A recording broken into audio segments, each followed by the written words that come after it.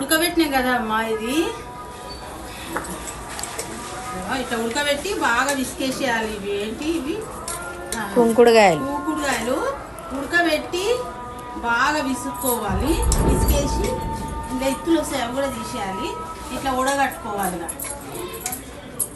ఇట్లా జల్లి పట్టుకోవాలి.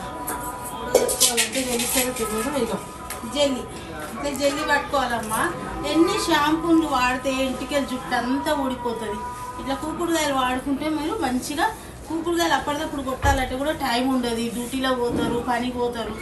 అందుకనే ఏం చేయాలంటే ఒక రోజు మీరు వారానికి ఒక రోజు అయినా ఇట్లా ఒకటేసారి ఉడకబెట్టి మసలబెట్టి ఇట్లా తీసేసి చూసారా గైస్, అందుకోసమని మీరు కూడా షాంపూ, న్యాచురల్ షాంపూ వాడుకొని బాటిల్లో స్టోర్ చేసి పెట్టుకోండి. ఈజీగా అయిపోతే కెమికల్ షాంపూస్ వాడి జుట్టు డ్యామేజ్ చేసుకోకండి.